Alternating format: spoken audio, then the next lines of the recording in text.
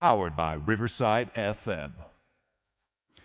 Now that we have our team kind of coming into place, rookies reported last week, veterans will be reporting soon. And then once July hits, we will be steadfast into Minnesota Vikings training camp. Can't wait for that in Eagan. I will be visiting that place a lot this summer. But what competitions, UP Nation, are you looking forward to this season? Like, there's a lot of intriguing battles that are going to go on in camp that we may not be thinking about. Let me give you a prime example. Number one, the running back 2 battle. And it's not necessarily a battle, but it's interesting to see what Ty Chandler is going to do to respond, because I think it's all Jordan Mason's spot. Hell, I think Jordan Mason is going to push Aaron Jones for his spot. So when you look at that running back 2 spot, I don't think it's necessarily a battle, but it's going to be interesting to see how Ty Chandler responds.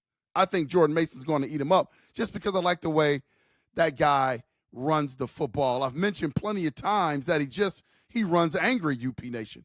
And I don't think the Minnesota Vikings have brought him in to not be running back number 2 or to spell Aaron Jones in case he gets hurt. And again, man, I can make the argument that he's going to push Aaron Jones and he has an opportunity to end up being the primary running back for the Minnesota Vikings. That's just what I think. But Chandler, man, he's got something. And I think the criticism of him has always been, how good of a pass blocker is he? He's not really, really good in that department, but he's explosive, he's versatile, and I think he's pretty trusted on passing downs, kind of like an Aaron Jones. So he was a really, really good fit for that offense, man. But on the other side of the ball, when you look at Jordan Mason, man, he's tough, he's a downhill runner, and I think that he's a running back that can really thrive in short yardage situations. He's going to be especially good in the red zone. I just like Jordan Mason a lot better than Ty Chandler. And I believe KOC, Kwesi, and the boys feel the same way. Aaron Jones, I think last year got too many touches. I don't think he's very likely to get 300 touches this year. I think they're going to be split. And I think you're going to find out as a fan, even if you're a big-time fan of Aaron Jones, man, I think his carries, his attempts are going to go down this year as the season progresses, because barring injury, I just think Jordan Mason could be a better back and be a little bit more productive.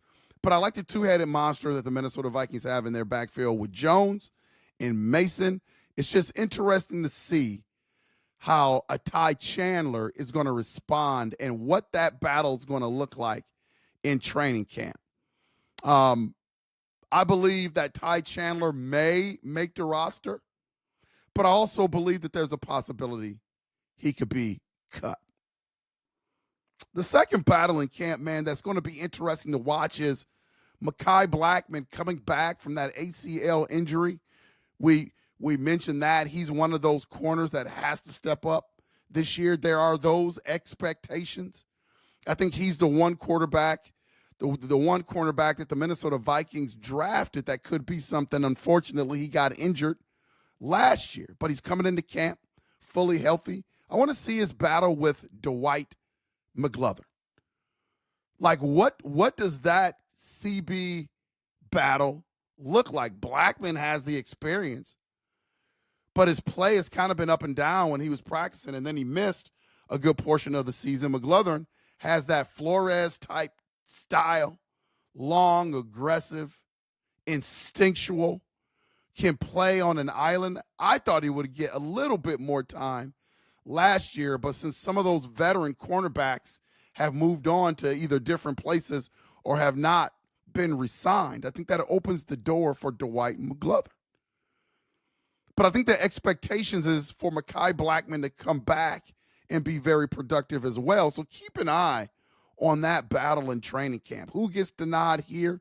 I think right now it's Mekhi Blackmon's job to lose in terms of positioning on the depth chart Of course, you brought in the Isaiah Rodgers guy from Philadelphia. I think he is going to be very good for the Minnesota Vikings secondary.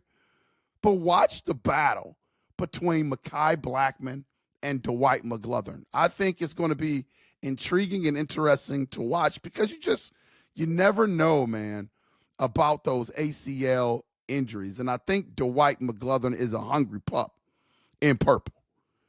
So be an interesting position battle to watch. My third one, man, is at left guard.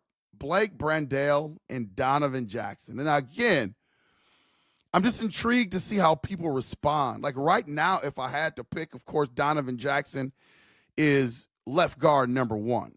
Again, he hasn't been officially told that. Kind of like the whole J.J. McCarthy thing, but we all know J.J. McCarthy is going to be QB1. Donovan Jackson and Blake Brandel battling it out at left guard is going to be intriguing to watch. I think it's Donovan Jackson's job to lose. Brandel, though, is versatile. UP Nation, he knows the system, and he started games in 2024 for the Minnesota Vikings. Jackson, though, he's a first-round pick, has the upside for sure, playing at the Ohio State University, so he's played a lot of competition. It's just going to take time for him to adjust to the NFL game. I think a big reason why they drafted him is because you got right next to him Christian Darrisaw.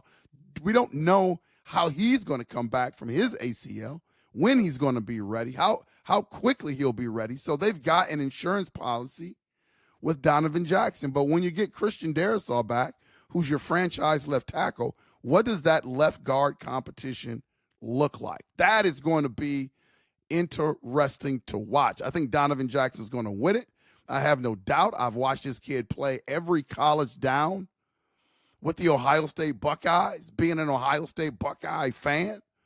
I think it's Donovan Jackson's job to lose, for sure. Interesting mini-camp battles, UP Nation.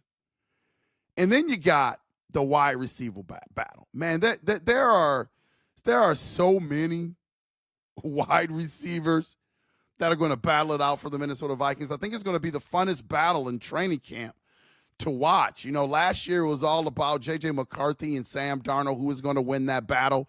Lots of speculation. But when you look at the Minnesota Vikings depth chart, you got Ty Felton, who's going to be in the mix. You got Thayer Thomas, who's going to be in the mix.